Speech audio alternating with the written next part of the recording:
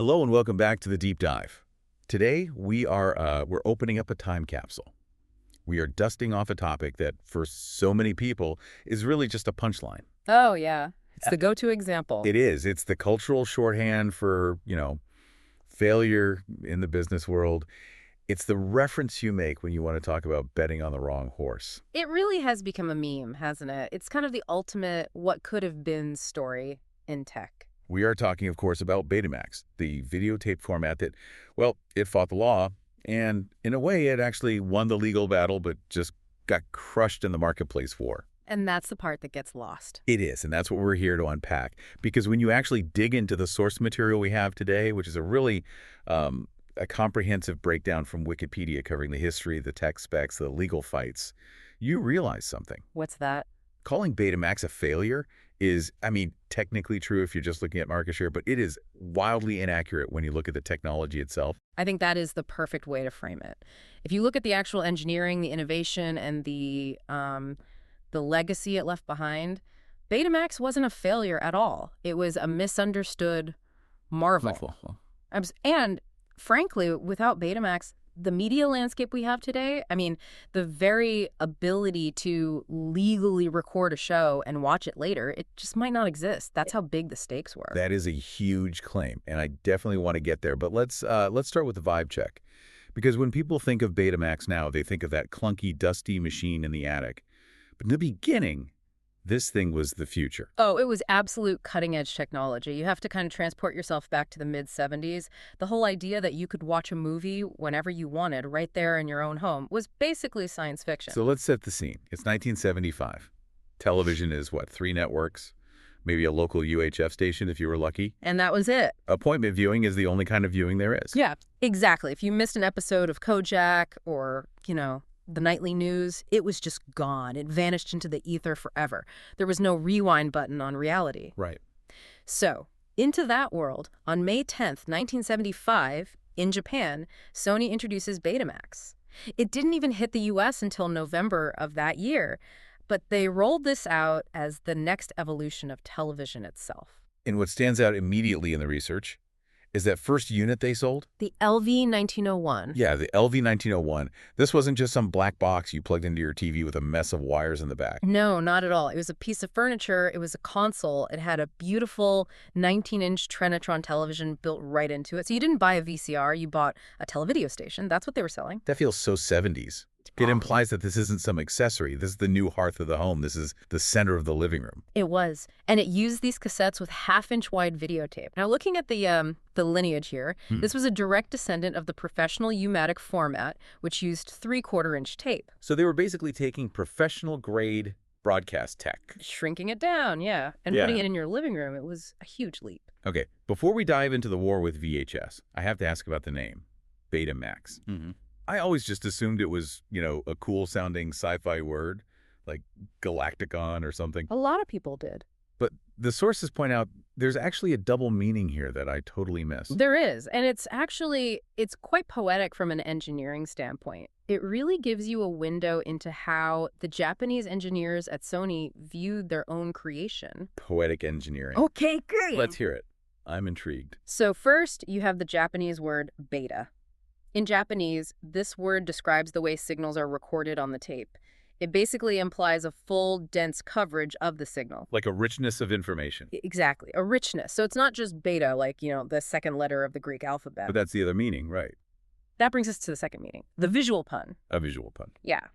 If you look at the lowercase Greek letter beta, the AD symbol. It looks kind of like a bee with a long tail that loops around. Exactly. And that shape, that specific loop, actually resembles the path the tape takes inside the machine when it's threaded around the spinning head drum. Oh, that is clever. So the name is literally a tiny diagram of how the machine works. It is. It's a little schematic hidden in plain sight. And then, of course, you have the suffix max. Which I'm assuming just stands for maximum. The maximum greatness. No. Sony was not being humble about this at all. They knew they had built something superior. They were signaling to the whole world, this is the pick. This is as good as it gets. And from a technical standpoint, they really did have some innovations that set a new standard, didn't they? Yeah. I saw the term azimuth recording popping up a lot in the specs. Ah, yes. My eyes kind of glazed over reading the technical details. But this seems to be the secret sauce. So what exactly does that mean for us non-engineers? Okay, this is a really critical piece of the puzzle. To understand why Betamax was special, you have to understand the core problem with magnetic tape. In older video formats, when you recorded diagonal tracks of information on a tape, you had to leave empty space between the tracks. Why? What for? Because if the read head drifted even a microscopic amount, it would start to pick up the signal from the track right next to it. That's called crosstalk. And it creates, a ghosting effect or a bunch of static on the screen. Right, I've seen that. So to prevent that, engineers put guard bands between the tracks. Like a buffer zone. Yeah. Or like the median strip on a highway. Exactly like a median strip on a highway. It keeps the cars in their lanes and stops them from crashing into each other. But here's the problem. Median strips are wasted space. Right, you're not driving on them. And if you're trying to design a compact cassette that can fit in a purse or a jacket pocket, you can't afford wasted real estate. You want those tracks packed right up against each other, bumper to bumper. So how did Beta solve it without all the signals crashing into each other? Azimuth recording. It's brilliant. Instead of leaving empty space, they angled the recording heads differently. So one head is angled slightly one way, let's say plus 7 degrees, and the next head is angled the other way, minus 7 degrees. Like a zipper pattern or a herringbone? A herringbone is a perfect analogy. Now think of it like polarized sunglasses. You know how if you hold two polarized lenses over each other and turn one 90 degrees, they go black. They completely block the light. Right, yeah. It's the same basic physics. Because the heads are angled differently, if the A head accidentally brushes against the B track, it literally cannot read the signal because the azimuth is wrong. It just ignores it completely. That is brilliant. So you can pack the tracks tight against each other with no gaps. No guard bands needed. It allowed for a much, much denser recording and, as you said, a smaller cassette size. And interestingly, VHS eventually used the exact same trick, but Betamax was the pioneer here. They proved you could have high density without high noise. So, okay, we have a superior machine. It's got a clever name. It's got a Trinitron TV attached to it. It launches in 1975. And then in comes the villain, or, the hero, depending on your wallet. JVC and the VHS format. The format war. It's a classic business school case study, right? It is. The one they teach every first-year MBA student. Let's break down the tail of the tape, literally. When these two formats clashed, what were the actual stats? Because Sony's marketing was all about superior picture quality. Was that true? Or was it just hype? It was absolutely true, but we need to nuance how true it was. Okay. If we look at the numbers provided in the technical details, the original beta format, specifically at its highest quality speed, which was called BAPE1, offered 250 horizontal lines of resolution. And VHS? 240 lines. Okay, I'm going to play devil's advocate here. 10 lines difference. That doesn't sound like a landslide victory. Yeah. If I'm sitting on my couch in 1976, am I really going to notice 10 lines? That's a fair question. And today, in the digital age, we think in terms of pixels, so 10 lines sounds like nothing. But in the analog world, resolution is only one part of the story. You also have to look at things like signal noise and stability. Beta had a higher theoretical bandwidth, around 3.2 megahertz, versus a slightly lower spec for VHS. So translate that to the viewing experience for me. What does that actually look like on the screen? It meant a sharper image, yes, but also less of that grain or snow in the picture. The colors were more stable, more saturated. The edges of objects didn't jitter as much. If you were a real videophile in 1976 watching a high-quality broadcast, you could absolutely see the difference. It just felt more solid, more professional. Okay, so Sony has the better picture. They have the head start in the market. How on earth did they lose? They lost because of one single fatal flaw, a flaw that seems so incredibly obvious in hindsight, but at the time was a calculated risk they took. What was it? Recording time. The 1 hour limit. The 1 hour limit. The early Betamax tapes, the standard L500 cassettes, could only hold 60 minutes of footage. And most movies are. 90 minutes, 2 hours. And let's not forget the single biggest driver of television ratings in America, football.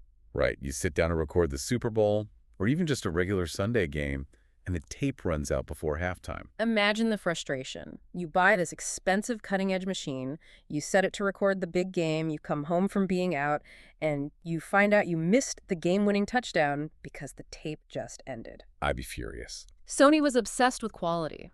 They refused to lower the tape speed to get more time because it would introduce more noise into the picture. They thought people will want the best possible picture. And JVC. JVC, the makers of VHS, looked at the consumer and said, no, people want to record the whole movie. Convenience over quality.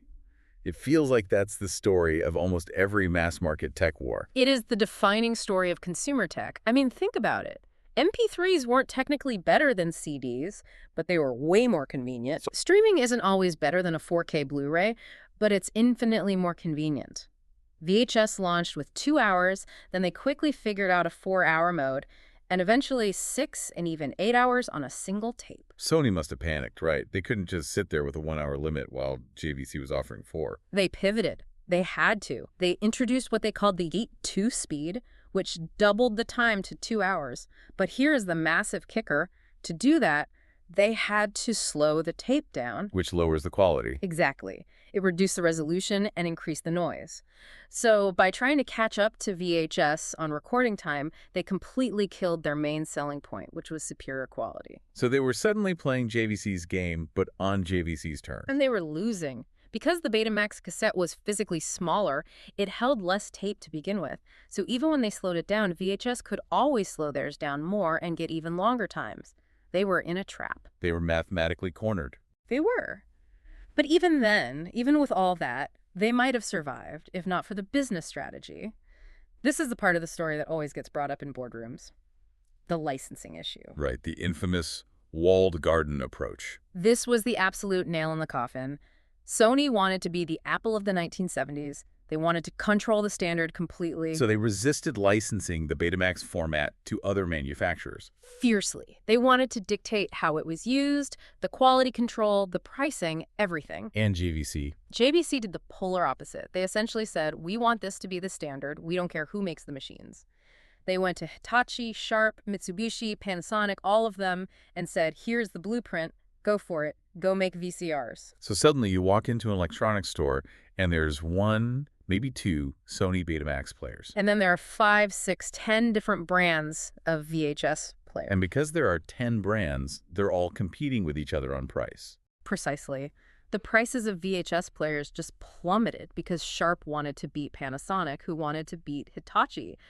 Meanwhile, Sony was sitting over there with their premium pricing, refusing to engage in a race to the bottom. And the market share numbers, they reflect that brutal reality. They do.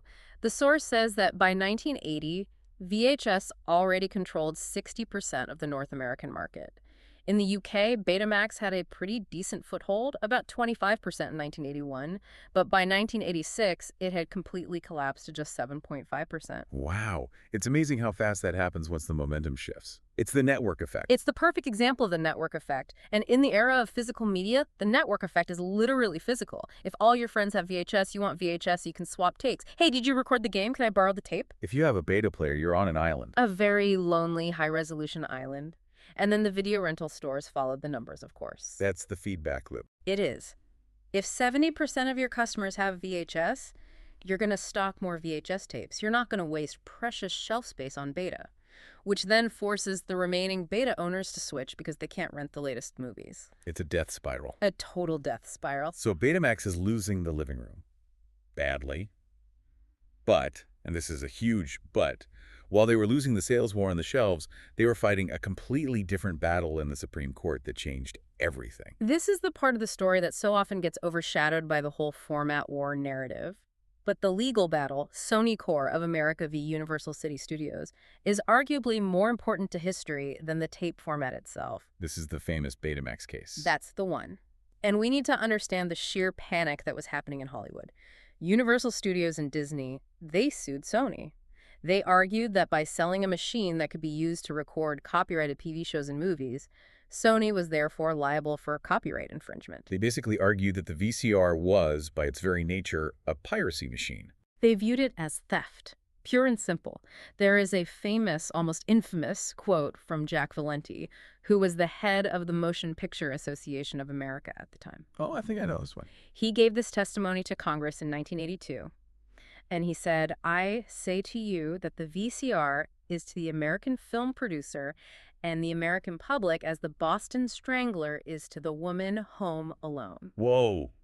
The Boston Straggler. That is some intense imagery for a tape recorder. It shows you the level of fear. They truly, genuinely believed that if people could record shows for free, the entire advertising model of television would collapse, and the movie industry would just cease to exist. They wanted the VCR banned entirely. Which is just so ironic considering how much money they all eventually made from home video sales and rentals. It basically saved the industry a few years later. Incredibly ironic that at the time they couldn't see that future. They just saw a loss of control. Total chaos. So what happened in the Supreme Court? What was the actual turning point in the case? Well, the court had to decide a really fundamental question. Is Sony responsible for what its users do with the machine? It's a legal concept called contributory infringement. It's like, if I buy a hammer and go break a window, do you sue the hardware store that sold me the hammer? That's the perfect analogy. And in 1984, the Supreme Court ruled in a 5-4 decision. I mean, it was that close that home videotaping is legal. And in their ruling, they coined a very specific and now very famous term, time shifting. Time shifting. Yes, the idea that you are recording a program not to sell it, not to distribute it, not to exhibit it publicly, but simply to watch it at a later time that is more convenient for you. I see.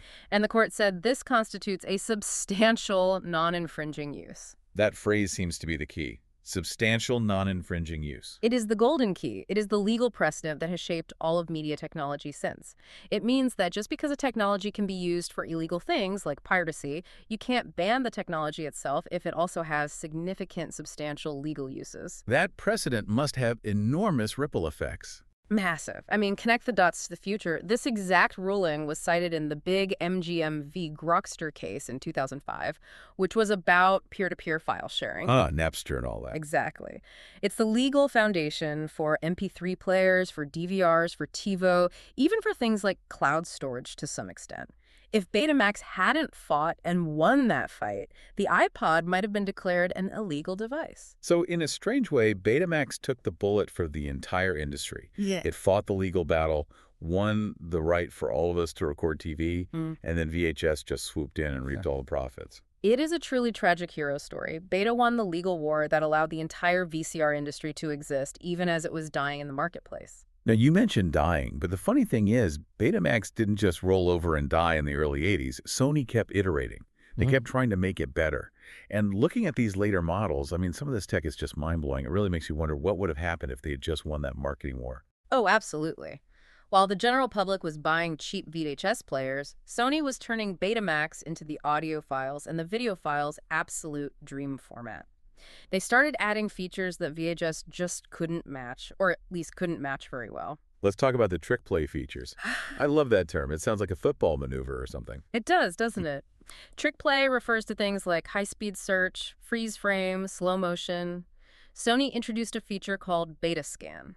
This allowed you to fast forward or rewind while still seeing the picture on the screen. Which we totally take for granted now, but back then, usually if you hit rewind on a VCR, the screen just went to blue or static. Right. Or you'd risk the machine eating the tape. Sony also had something they called Beta Skip Scan, which they also called Peep Search.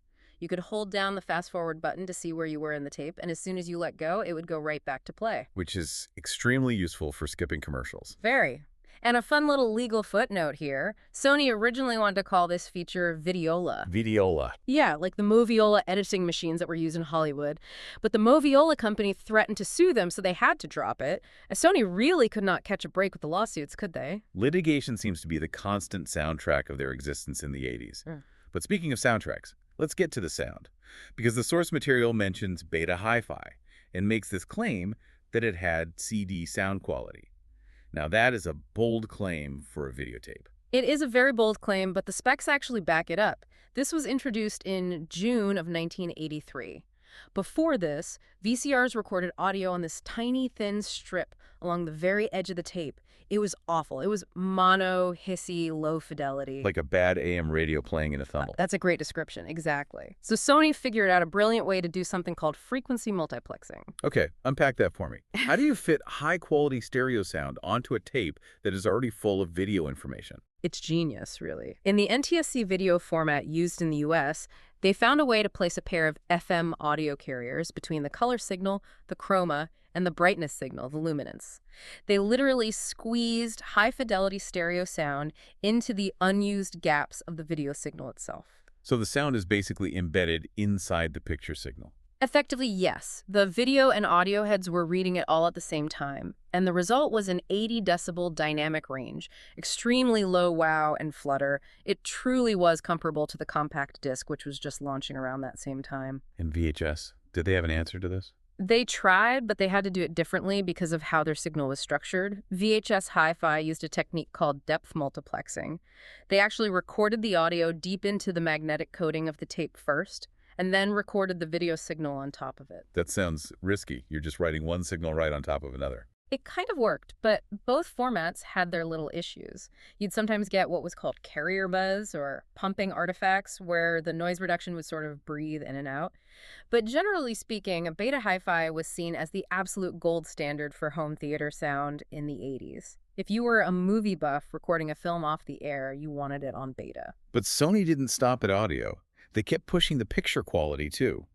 I'm looking at these two terms here. Super Beta and ED Beta. What were these? Were they just incremental updates? Super Beta came out in 1985, and what they did was they shifted the luminance carrier signal up by about 800 kilohertz. And what does that do? It essentially creates more bandwidth for detail in the picture. It pushed the resolution from 250 lines up to about 290 lines. That is getting really close to actual broadcast quality. It was a noticeable improvement. But then, 1988, ED Beta. The monster. ED stands for extended definition. The specs on this are just crazy. 500 lines of horizontal resolution. 500 lines. To give you some context, that is comparable to DVD quality. But this was 1988. DVD wouldn't even arrive for almost another decade. It's insane. So you could have had DVD quality video in your home in the late 80s. So why didn't this take over? Yeah. If it was that good. I mean, 500 lines versus VHS's 240, that's more than double the quality. Too little, too late, and way too expensive.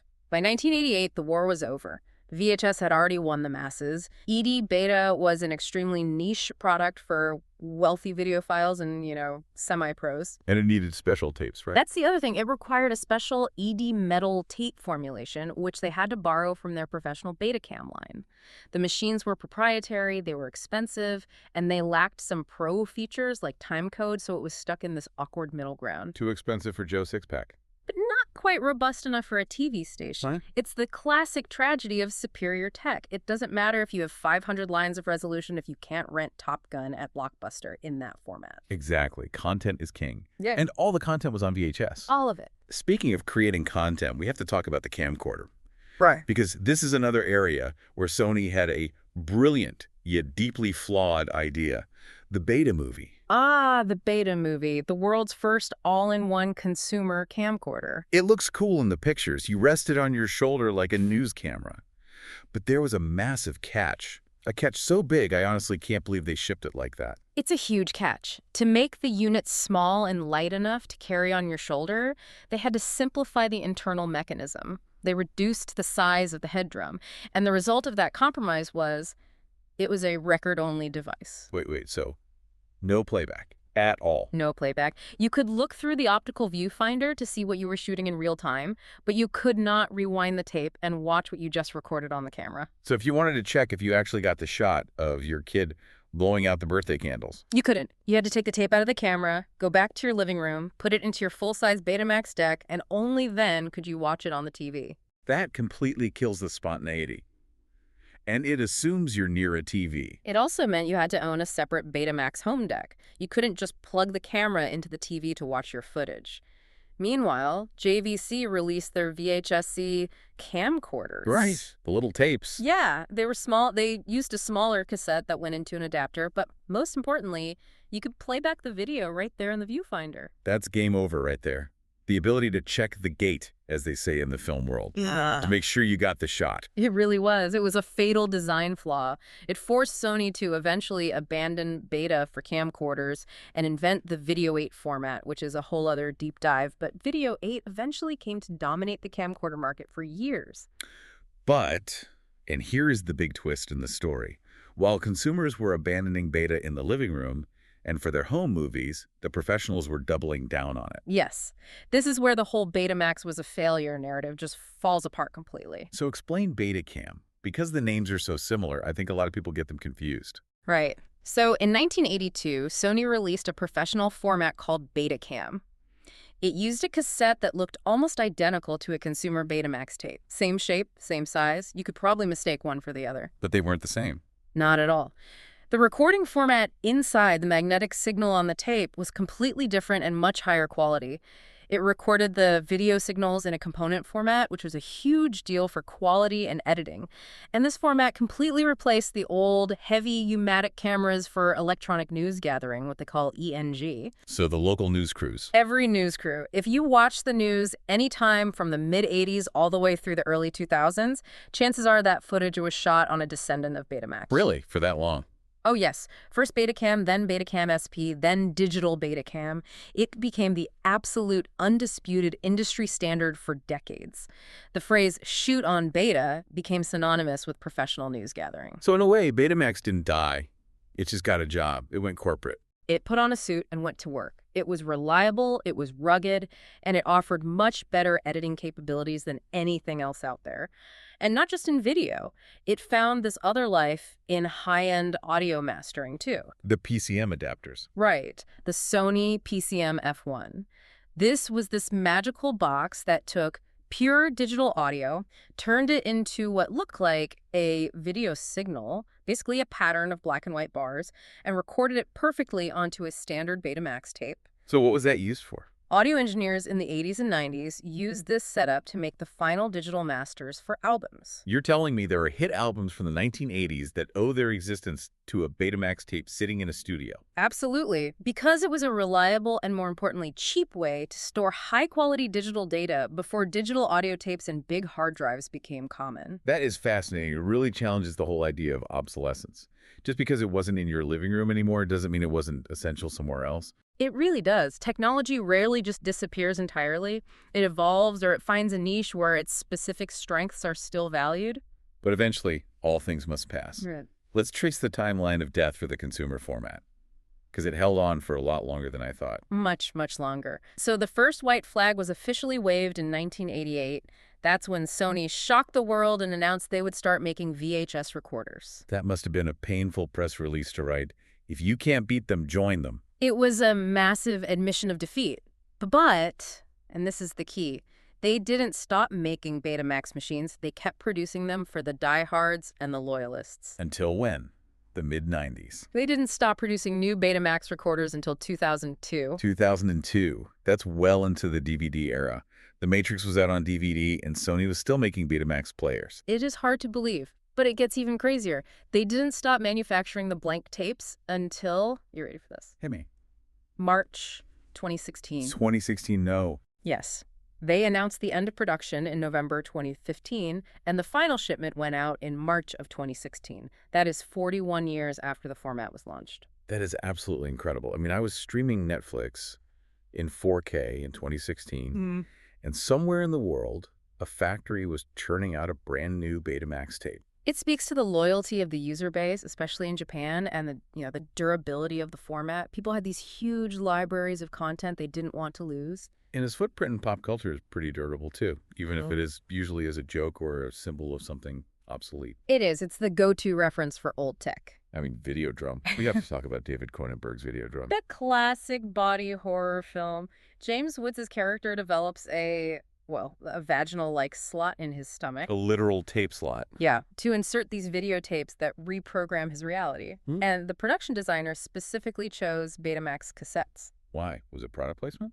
No, it was purely practical. Betamax tapes were slightly smaller and more compact than VHS tapes. They just fit better into the prosthetic stomach appliance without making the actor look too bulky. That is somehow both disgusting and incredibly practical. I love it. Then you have the anime Cowboy Bebop. There's a whole episode dedicated to the crew, Spike and Jet, trying to find a working player for an ancient Betamax tape they found. And Spike ends up breaking it, right? He tries to force the tape in, gets impatient, and completely destroys the rare player.